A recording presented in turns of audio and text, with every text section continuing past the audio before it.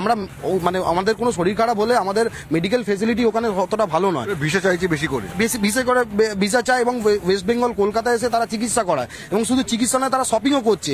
আর তারা এটাও বলছে যে ওরা তো বিএনপি, ওদের নেতা, ওদের অনেক পয়সা আছে, ওরা সিঙ্গাপুর বা অন্য কোথাও গিয়ে শপিং করতে পারবে। কিন্তু ওয়্যারঅ্যাজ আমরা হচ্ছে গরিব জনগণ, যেটা পশ্চিমবাংলা হচ্ছে আমাদের জন্য সুইটেবল।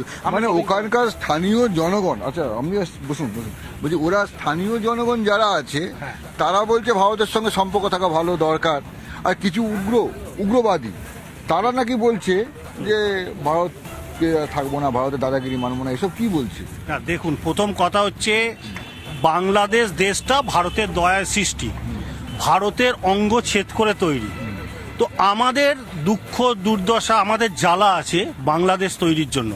আমাদের ঢাকা, আমাদের চট্টগ্রাম, আমাদের ময়মনসিংহ আজকে কিছু সন্ত্রাসবাদীর কবলে। কিন্তু এরা আসলে কি পূর্ব পাকিস্তান? পূর্ব পাকিস্তান থেকে বাংলাদেশ তৈরি হলো কিসে? শুধুমাত্র ভারতের দয়াতে। আজকে ওরা ভারতের বিরুদ্ধাচারণ করছে, ভারতের বিরুদ্ধে কথা বলছে। তো ওদের তো দয়া থাকবে না।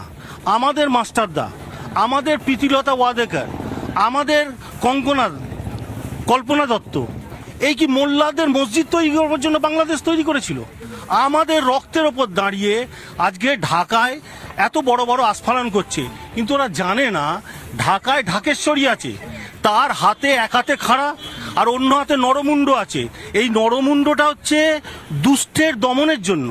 তো আমরা এক সেকেন্ড সময় লাগবে না। না, ওখানে তো মন্দির ভাঙার অভিযোগ উঠছে বারবার। না, মন্দির ভাঙার মধ্যে আজকে থেকে নয়, 46-এর নোয়াখালী দাঙ্গা থেকে শুরু করুন, আর আজকে পর্যন্ত প্রত্যেক বছর আমাদের দুর্গাপুজোয় দুর্গা দেবী আক্রান্ত হন, আমাদের মূর্তি ভাঙা হয়। এবছর সেটা চরম সীমায় পৌঁছেছে। কিন্তু আমরা বলছি যে ওরা আস্ফালন করছে, কখনো বলছে সিরাজউদ্দৌলার বাংলা বিহার উড়িষ্যা, কখনো বলছে কলকাতা নাকি 4 দিনে না 3 দিনে 5 দিনে নেবে। খালি একটা কথা আপনাদেরকে বলছি, ভারতবর্ষ যদি একবার মনে করে যে বাংলাদেশকে আক্রমণ করবে, তো 7 দিন যদি সেই যুদ্ধ চলে, তাহলে পৃথিবীর ইতিহাসে বাংলাদেশ বলে কোনো দেশ থাকবে না। এটা আপনি নিশ্চিত থাকুন। যে ওরা যে বলছে যে কলকাতা দখল করবে, সেদিন কলকাতাতেও যে পতাকা উড়বে তেরঙ্গা, ভারতের পতাকা, ঢাকাতেও সেই পতাকাই উড়বে। আর ঢাকার পতাকার তলাতেই, তেরঙ্গার পতাকার তলাতেই ওদের থাকতে হবে। খালি ভারতের ইচ্ছাটা তৈরি হোক যে আমরা ওদের আক্রমণ করব। ভারতবর্ষের ইতিহাসে নেই ভারতবর্ষ কোনো জাতিকে আক্রমণ করেছে। তাই আমরা এখনো সহিষ্ণু হয়ে ওদের কথা শুনছি। কিন্তু এই উগ্র মোল্লাদের বেশি দিন বরদাস্ত করা যাবে না। ভারতবর্ষ, আমাদের যে সরকার ভারতবর্ষে আছে, সে সব সময় সব রকমভাবে উত্তর দিয়েছে। পাকিস্তানকে দেখিয়ে দিয়েছে, একবার কাশ্মীরে ঢুকেছিল, বালাকোট আক্রমণ করে দেখিয়ে দিয়েছে যে আমরা কি করতে পারি। এদেরকেও বেশি সময় লাগবে না আমাদের দেখিয়ে দিতে, আমরা সময় মতো ঠিক দেখিয়ে দেবো। সবাই বলছে কোনো মানে খুব ছোটখাটো বিষয় বাংলাদেশের ব্যাপারটা, কিন্তু যেটা হচ্ছে দাদা, আমার একটা জিনিস আমি বুঝতে পারছি না।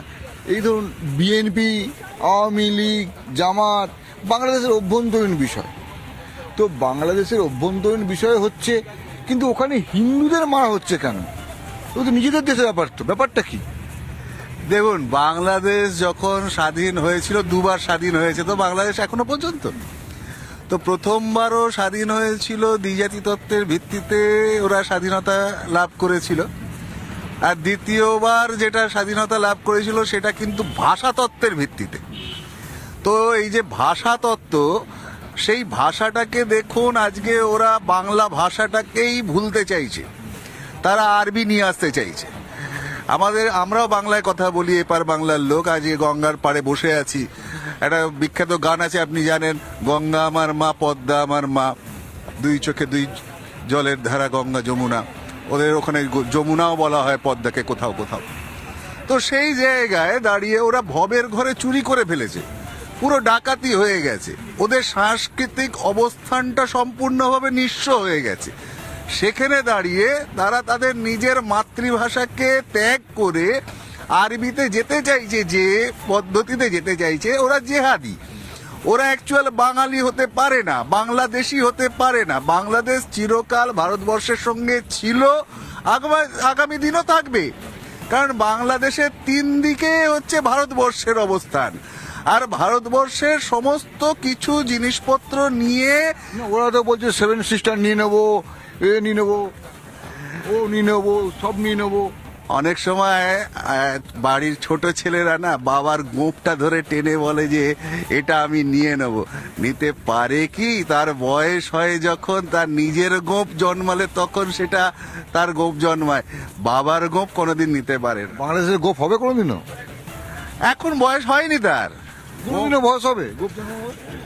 এ তো আমার তো মনে হয় বোধহয় পুরুষ মানুষ হয়ে জন্মায়নি ওরা বোধহয় মাঝবর্তী কন্যাও ঠিক হতে পারেনি, বোধহয় মাঝবর্তী কোনো জায়গায় আটকে গেছে, যে কারণে ওরা নিজেদের সংস্কৃতিটাকে ভুলে গেছে, নিজেদের মাতৃভাষাকে যে অপমান করে, নিজের মাকে যে অপমান করে, তাদের কোনো অস্তিত্ব আছে নাকি?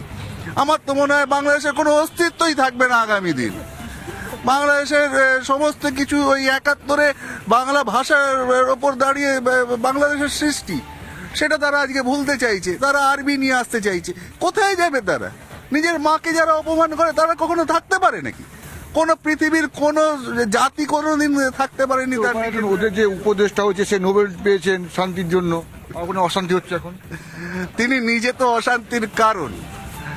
তিনি শান্তির জন্য নোবেল জেতা হয়ে গেছে, তাই তিনি অশান্তি করে দেখাচ্ছেন কিভাবে অশান্তি করা যায়। এবার অশান্তির নোবেলটা উনি নিতে চাইছেন। অশান্তির নোবেল নিতে চাইছে? আরে দাদা, এটা কি লাগিয়েছেন? বাড়ি থেকে বেরোচ্ছি, পুজো আর্চা করে বেরোবো না, একটা বাঙালি হিন্দু লোক, ওই জন্য বেরোচ্ছি। বলুন কি বলছেন? তো ওখানে তো হিন্দুদের খুব অসুবিধা হচ্ছে, পুজো আর্চা করে আপনি বেরোচ্ছেন। যদি বাংলাদেশে থাকতেন এসব টিকা লাগাতে পারতেন। ও তো বাংলার একটা কথা আছে না, সুখে থাকতে ভূতে কিলোয়। হ্যাঁ। বাংলাদেশের ওইরকম অবস্থা, সুখে থাকতে ভূতে কিলোচ্ছে। এখন আমরা তো বাংলাদেশ তৈরি করেছি না, ভারতবর্ষ বাংলাদেশ তৈরি করেছে। এখন পড়শি হিসেবে, বড় ভাই হিসেবে আমরা বাংলাদেশকে সময় দিচ্ছি নিজেদের শুধরানো ভাই। ওরা তো বলছে ভারতের দাদাগিরি মানবো না। ভারতের দাদাগিরি নয়, ভারত তো দাদাগিরি করেনি ওদের উপরে। ভারত ওদের মানুষ করতে চাইছে, ভদ্রলোকের মতো থাকো, মানুষ থাকো। কিছু কুলাঙ্গার তোমার দেশে ঢুকে পড়েছে, এই কুলাঙ্গার গুলোকে বাদ দিয়ে দাও। আর হিন্দুর উপর নির্যাতন করার যে ফল হবে সেটা বাংলাদেশকে বারবার বোঝাতে চাইছে। নরেন্দ্র মোদী চিরকালই সহনশীল মানুষ, যতক্ষণ পর্যন্ত সহ্য করা সম্ভব সহ্য করা হবে। নইলে সার্জিক্যাল স্টাইল কি স্টাইল হবে, ওপর থেকে হবে না কোথা থেকে হবে, সেটা বাংলাদেশের জন্য আমরাও জানি না।